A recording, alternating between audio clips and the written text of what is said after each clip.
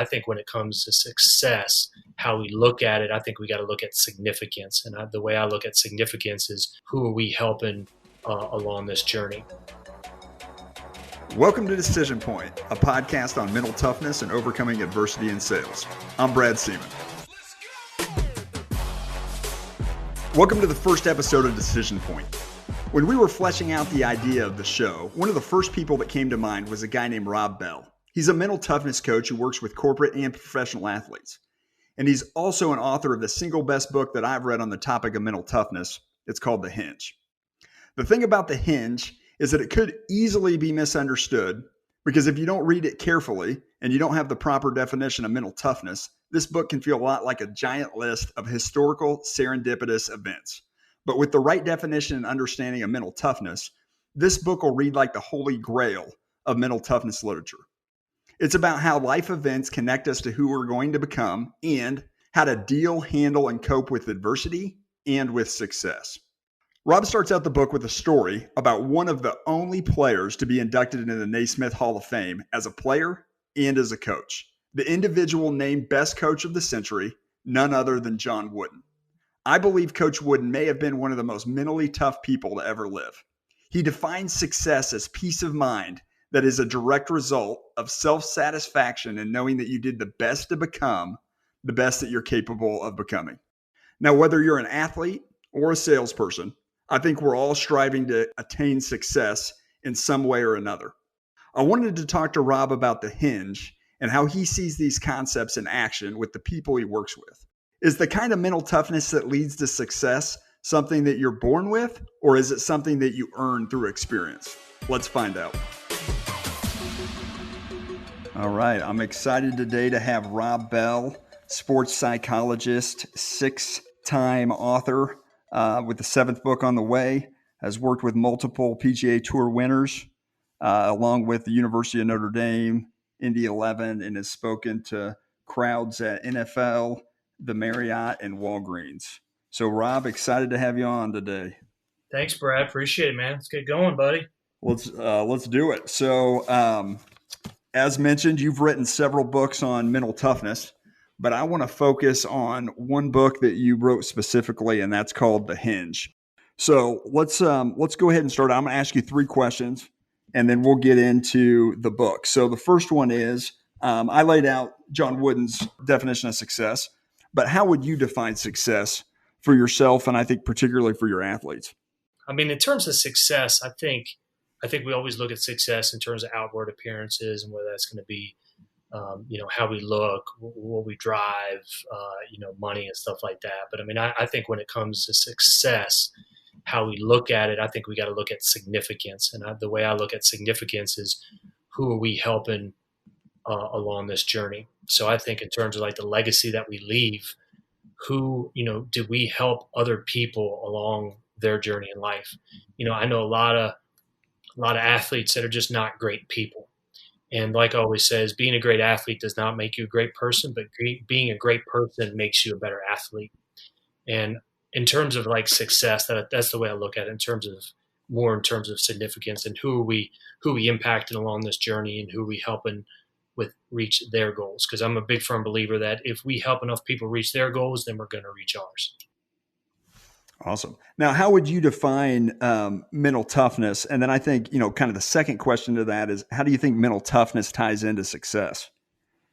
Yeah, absolutely. So there's one that's I'm a little bit better at in terms of defining. I mean, mental toughness. Again, I'm a jeans and t-shirt kind of guy, Brad. I mean, I'll shoot it really straight as we can. Mental toughness, all it is, it's how we deal, handle, and cope with the adversity and the setbacks in life. That's all it is. So I've got my own podcast, 15 Minutes of Mental Toughness, as you know, and I'll ask everybody to define it. And adversity, every definition is different, but adversity is the one common theme that's going to be in there. And that's all it is, man, is how we deal and handle and cope with that stuff. It's not a matter of if, it's just a matter of when we're going to face that. How it ties into success, man. I mean, even research shows, man, I mean, it's the deciding factor of those that are going to be successful and those that aren't. The fact that everyone is going to make mistakes. Everyone's going to have setbacks. Everyone's going to choke. It's how we respond to that and how we can deal, handle, and cope with it. And frankly, how fast we can do it as well. I mean, that's going to be the important piece to it. And that's why, look, mental toughness is very, very simple. It's just not easy to do. And that's why like the strategies that we implement and how we focus on our daily life and the actions that we take become so important. That's awesome. I mean, ultimately, that's really, one of the things that the stories that was sort of going around in my head as we started as we were thinking about putting this podcast on. Obviously, the audience here is sales, but I think the things that make you a good salesperson are ultimately the same things that make you, a good athlete. And you really nailed it around adversity. There's a quote that I really like by Barbara Corcoran, who's on the Shark Tank, real estate investor, realtor. And she says the best way to tell a good salesperson from a great salesperson is how quickly they get over a big sale. When there's a big sale that they thought they were going to get and they don't get, how quickly do they move? She said the people who are the best salespeople, not that it doesn't hurt when they don't get a deal, but they have the ability to quickly move forward to the next deal as if it never happened. So as we get into the Hinge, which is really what I want to sort of focus in on, can you summarize the book for me? Absolutely, man. I kind of say it like this. It's like, every door has a hinge. A door without a hinge is a wall. It just doesn't work. So in our lives, if we ever hear about doors opening and closing in life, that's because of the hinge. If you ever hear of like a rusty door, it's not the door that's rusty at all. It's the hinge that gets rusty. So it's small hinges that open big doors. And when it comes to our life, it's the hinge is going to be that one person, that one moment or one decision that makes all the difference in our lives. See, it connects who we are with who we're going to become, but we just don't know when that's coming. Like, we can't connect the dots in life looking forward. We don't know how this mystery is going to work out. We can only look backwards and connect the dots on that one coach that made a difference in our life, that one decision made and what an impact it made in our life. The part that I really find to be most important is no matter how bad our situation is, no matter how bleak an outcome looks, it only takes one. It only takes one sale to turn everything around, one person that we're going to meet to turn everything around, sometimes one decision. And it's not immediate. Sometimes we don't know till weeks, months, years later, the impact that one decision or one person had in our life. But that's the beauty about it. No matter how bad a situation that we're in, it only takes one. And then the other part that we know is like the immediate hinges that happen in our life, like tragedies become immediate hinges. So death of a loved one, pandemics, severe injuries, illness, these tragedies that happen in our life are immediate because from that moment on, everything is different. Everything has changed. Now, Rob, do you think that there is a direct correlation between your ability to ascribe meaning to a situation and your ability to find success? It's tough. I think it's really tough to find the significance of the moment in the actual moment. Only time and perspective can allow us to kind of look at that and see the impact of it. So like when I'm coaching people up on these hinge moments, like we're not going to know the hinge is there. This might be a hinge moment. We might not know. So I think it's just our attitude and outlook and approaching every single person like it's the most important person that we meet.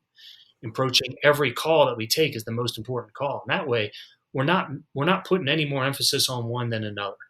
And then it's really preparing us for those moments that when we need it the most, it's going to be there. Because the one thing that's important, especially when it comes to mental toughness, is, when our moment hits, it's too late to prepare. We've got to be ready. 100%. And that's a famous John Wooden quote, failing to prepare is preparing to fail. He talked a lot about, being ready when the time comes. So I think he had a good understanding of hinge moments. He doesn't articulate it the same way. He articulates it through the maxims that he would put out. But I think I think John Wooden is an individual that really understood the meaning of being prepared and being ready. Now, do you think, you talk in the book, one of the maxims that you lay out in the book was it only takes one, and you highlighted that there. I know for us, we talk about that a lot eternally. Hey, it just takes one deal. One deal changes everything. We talk a lot about momentum as a company. How important do you think momentum is to an athlete or to a business? And do you think is that a real thing? That's a great question, Brad. So I think momentum, it absolutely is real. But what I think is more important is execution. I think momentum, if you're listening to any kind of sports broadcast, I think it's one of those things that just gets overused too often because it's easy to describe something as, well, they're hot.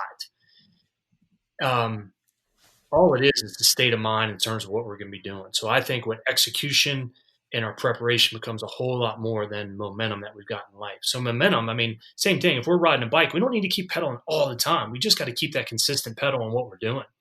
And I think consistency becomes, the toughest thing that we can do in terms of our life is having consistent results. What we can control then is getting back to our consistent preparation and then the attitude and behaviors that we do on a weekly and day-to-day basis, man. Right. And you probably see that a lot with athletes. The things that get you there aren't always the same things that keep you there. And we see athletes or businesses get to a spot where they're hot or, they feel like they've arrived and they quickly fall off whether it's the Inc. 500 list or the, top 100, top of the conference or, highest ranked team, being able to keep yourself there consistently is really a skill. That's why I think in what you said at the very beginning is important, man. It's like how, especially that Barbara quote, but, man, it's how we deal with success too. Once we start to get success, does that still keep us hungry and still keep us wanting more? That's why only 30% that were on the original Inc. 500 or Inc. 100 are still on that list because, with the mental toughness, what it requires that we do is to be able to find a way and to be able to adapt. And champions adjust, man. No matter how things are going, it's how we adjust to that stuff. And do we get back to our process and the stuff we can control? And I think that's that's a big piece of your writing. And I think a big piece of success in anything is controlling the things that you can control. Because you can't, and I think that's why culture is so important in a business because you can't control. There's really very little in a business that you can control outside of who you hire. You can control who you hire and what clients you bring on. But outside of that, you can't control the pandemics. You can't control outside market forces. You can't control what your competitors are going to do. Really, all you can control is what's in your purview. I always love that. If you ever hear it is what it is, right? Like no one ever says, hey, it is what it is when they make $1 million sale. You never hear anybody say that. Hey, it is what it is. Never heard that. People say it is what it is when something bad happens. Well, look, I think we've got to focus so much on our process. And that's what one of my goals is for one of my champions. One time, be able to hold up that trophy and they ask them, hey, tell us about it. And they reply with, hey, it is what it is. Now, no one's ever going to say it because you kind of look like a jerk if you do say it. But it's true. We got to focus so much on our process and what we do and our culture and how we interact and relate to people that success does take care of itself, man. So the second maxim that you lay out in the book is things happen for a reason. So can you unpack that a little bit? Yeah. So, a lot of people are going to hear that and say, well, I totally don't believe in it. And that's fine. What's important when it comes to that is what are our beliefs? What are our beliefs when it comes to it? If we believe that things happen for a reason, then our actions confirm our beliefs. If we don't believe it, if we just believe, hey, life happens and then you die, then our actions are going to confirm that belief as well. So what's so important is like, look, if I think that the stock market is great, then I'm going to find proof that shows that the stock market's great.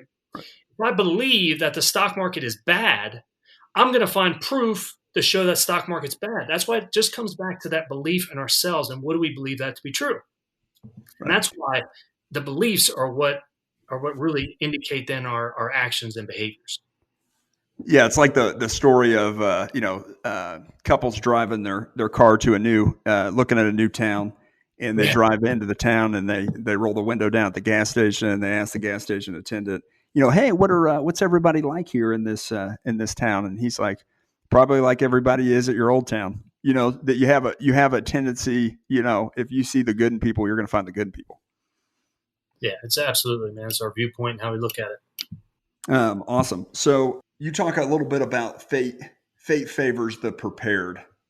So talk to me a little bit more about that. So, I mean, if you look at, again, I mean, I always say everybody's an athlete or off is just different. So working with professional athletes and executives and corporate athletes, it all gets back to our preparation and how we look at things. When our moment hits, it's too late to prepare. And one of the quotes I always loved from Peyton Manning was, he said, look, pressure is something you feel when you don't know what the hell you're doing. We've got to be ready for those big ones when they come, because it's only then can we actually treat them like we have every other process. And that's the part where it's always getting back to our preparation, how we're preparing. All right. Awesome. Okay. So the third maxim that you laid out in the book is trust your gut. The one thing that as I was reading that I thought was fascinating is this. Rob, how do you tell the difference between fear and trusting your gut? It's a good question, man. I think fear, I think we can feel it. I think fear, a lot of times, it's telling us to look at the result of things. It's telling us to look at the outcome, but it's always telling us to look in the future. What fear doesn't do is it doesn't look right here in the moment. And even though, look, everyone pukes, right? Everyone pukes. It's always happened. It's happened to everybody. And it's just how we respond to that stuff. Like, look, we're going to make bad decisions. But did we trust our gut when it came to that bad decision, or did we go against it because we were focused on the outcome? So, I mean, I think when it comes to fear and confidence, it's a feeling when we have it, man. And that's the big part about being able to trust our gut, is what is the voice that we're listening to?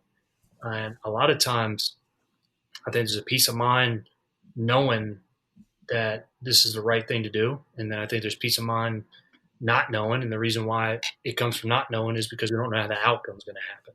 But I always think just in terms of how we're feeling about it. Yeah, I had a business deal one time that everything on the surface looked really good. There was no reason for me to have any qualms about the deal. And all of a sudden, I started getting on Sunday. I don't know.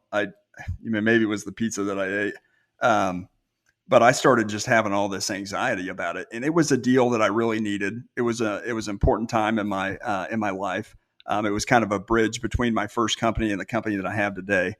And I got to the spot where I went to my wife and I said, "Hey, I just feel like I'm not supposed to do this." And she basically said, "Hey, you got to trust your gut on this." So called the guy, said, "Hey, I'm not going to do the deal." He was put aback. And I find out maybe a year later, all the guys in the deal got in a bunch of hot water, and I'd have been right in the middle of it. And so it was one of those trust your gut moments that I look back and I'm so glad. And I felt great, right? When I made the decision, I mean, she sort of broke it down with not trust your gut. She said, "Hey, if you feel like God's telling you to do this, and you're either going to believe in God or not, you're either going to trust him or you're not." And I decided to do it. I had a lot of peace about it. And 12 months later, I'm listening to the radio and I hear, I don't know that these guys did anything bad, but I definitely would have been right smack down in the middle of something controversial. Absolutely, man. We call those the nod from God, and it's better than a nudge from the judge. All right. Well, awesome. Well, let me ask you a couple more questions about the Hinge. So what was one of the aha moments that you had when you wrote the book? The difficult part is like being a thought leader, and I don't know if that's what I am or what. I mean, I'm just a coach that just tries to get after it and help people get to where they want to go. But it's difficult to come up with new ideas. And it was only after speaking with somebody that he just kind of threw it out there in terms of like, he said, "Well, I was just the Hinge person in my life." I said, "What? Like, what do you mean?" He said, "Well, that was just somebody kind of connected me to somebody else." And when he said that, bam, it went off, man. I was like, that's exactly it. And if you look at any door, right, the only door that doesn't have one is a sliding door. I don't know how I get past that one. Right? Every other door has that hinge, man. And I think that was just the fact that it only takes one, no matter what, we're always getting back to that. And that's the piece that matters, man, is never losing that belief and that faith in ourselves that's going to work out. I mean, that's the part where if it's bottom line, look, we have to believe that it all works out in the end. If it hasn't, it's just not the end. A lot of times, if we're listening to this, it's certainly not the end. But it's getting back to, man, can we keep moving forward and pivoting when we need to and just making adjustments, man. But that Hinge is just overall concept love is probably the first original one I ever had. All right. And then how would you, if somebody's starting to work through being mentally tough, where do you start? If you say to yourself, hey, I know that I need to have a change or I need to think differently, where do you begin? There's there's absolutely so many different ways where you can begin, right? Like Simon Sinek says, you got to start with why. I believe on that. A lot of times what we need to do is we need to start with one of those small habits that we want to develop. So whether it's getting up early in the morning, or if it's going to be reading a book or exercising, but we got to develop that habit is what's going to be important. And habits then take over our decision-making process. We don't have to think about that stuff anymore because it is a habit. So I don't care what it is. I think we need to start with one thing, and develop a habit around that. That's how I think we start to develop that mental toughness muscle. That's awesome. That's good takeaway. Good first step. Now, how important do you think friendship is to adversity or to mental toughness? Oh, it's huge, man. I mean, that was, when I wrote No One Gets There Alone, it was all focused on, look, the way I think that we reach our goals is to help other people reach theirs.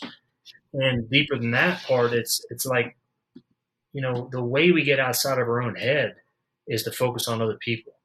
And if we can focus on other people and helping them, then that's the way we get outside of our own head. But it even goes deeper than that. It's like, the relationships that we had, not only is that the thing that matters the most, but it's how we help ourselves as well. So it's like we cannot help out others without also helping out ourselves. And that's the message I never got growing up, but it became the most important thing in terms of that's why we need to focus on other people, because it helps us out at the same time. Arthur Ashe said it, man, the most selfish thing you can do is to help somebody else out. And how'd you get there? What was your kind of background on? You mentioned you didn't have that when you were younger. What was the process of coming up with that realization? Well, that was a Hinge moment that happened in one of the half Ironmans that I was doing. So half Ironman with a 1.2 mile swim, 56 mile bike, and then 13.1 mile run. And the issue with that is I had not been training for that type of race at all. And I just decided to do it. Look, Brad, I didn't even own a bike. I had to borrow somebody's bike in order to do this race. And so I had absolutely no idea what I was doing. But the one thing I am good at is never giving up. So I asked myself, look, if I just keep moving, will I finish? And I don't recommend doing it without any training. But the guy's bike who I had borrowed, I'm at mile 30 on the bike. I'm cresting the hill, only hill, I think, in Indiana. And my back tire goes flat. And as I get up to the top of this hill with a flat tire, I got nothing to change it. Wouldn't know how to change it if I could, man. And racers are cresting the hill and they're taking off. And then a guy stops and pulls over and asks me if I have anything. I said, I don't have anything. And he takes his air cartridge and a tube and he tosses it to me and he kind of takes off. And I wave to him, a Disney moment, like, I'm never going to forget you. and then another guy pulls over and asks me if I know what I'm doing. And I said, I have no idea. This other guy gets off his bike, walks over to me and says, well, let's get you fixed. So this other racer stops his own race to help me, right? An idiot, a moron, somebody not prepared to handle the situation. I finished the race, but the only question I asked myself at the end of that race is, would you have stopped? And the answer to that point was no, I wouldn't have stopped. I wouldn't even have thought about stopping. But once he stopped, that became a Hinge moment, because from that moment on, everything is different. And now I start looking for the opportunities of when I can focus on helping somebody else out. And the reason I'll say I look for it is because it's by design. It's not by default, man. Our default mode is protect yourself at all times. And how does this affect me? But it's only when we can focus on helping somebody else out does that mental standpoint and our mentality then change, and then it becomes all for the better. All right. Well, let's get into we're coming to the end here, and let's do what I would refer to as the power play. So I'm going to give you 3 quick questions, and I want you to tell me the first thing that comes to mind, and then we'll move on to the next question, and we'll be done. So first question, toughest decision you ever had to make? Boy, there's probably a lot of them, and these are going to be one of the things where I know I'm going to probably regret it afterwards. I know I'd say this. I mean, the toughest decision I ever had to make was when I was a professor, running a sports psychology program, I got 2 kids under the age of 5, and I was no longer happy, and I wasn't filling out my passion. And the tough decision I said was to go in my boss's office and say, "Look, I'm done, and I'm starting my own company." So that was 2011, and that's what made all the difference. That was the toughest decision. All right, next question. Biggest regret? It's tough to answer these because, our regrets make us into who we are today. So, I mean, when I got to college, I partied a whole lot, and it caused me to no longer be able to play baseball. And I think if the number one regret was just to be, if I just would have been able to stay straighter during that time and not focused on so much on having a good time, that would probably be the biggest regret because that caused the most pain.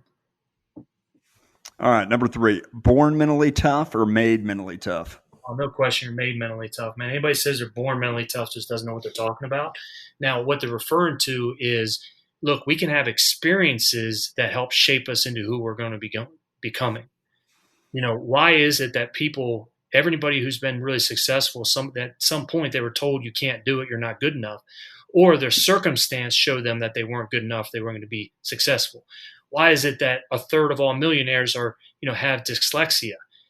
Because that adversity helps shape them into who they're going to become. So it's all about our experiences, the people in our lives that help us becoming who we're going to become. All right. Tell me about Puke and Rally. So, the fact of the matter is that's going to be my 7th book, man. It's just that, look, we've all puked. And what it takes is that we just need to overcome that one mistake that we make, and then we can rally. But it's too often that one mistake is what derails us. It takes us away from our goals, from our focus, and it brings back all the negativity and all the times we failed before. That's the piece of, look, if we just need to overcome that one mistake, then we're going to be able to rally. And it's not about the setback, it's about the comeback. When listening to Rob talk, there were 3 things that jumped out at me. The first one was, you never know when you're in a Hinge moment. So you need to approach every person, situation, and event, good or bad, as if it was the most important. I'm reminded of a story that Steven Schwartzman, founder of Blackstone, tells in his book, What It Takes. Shortly after starting his company, an individual shows up in his office, knocks on the door. He opens it. The guy's wearing a motorcycle jacket. He's rough cut. He mentions that his bike is tied up on the street and wants to know if it's safe. If Schwartzman had looked at him and shut the door, he would have missed out on a huge opportunity, because this individual ends up being one of the largest real estate holders in the country and would have a large payoff for Schwartzman in the future. The second thing was that it only takes one. So no matter where you're at in your circumstances, it only takes one person, one event to change everything. Think about momentum in a football game or a basketball game. It literally only takes one play to have the whole game change. And the same thing applies to sales. It only takes one to change everything.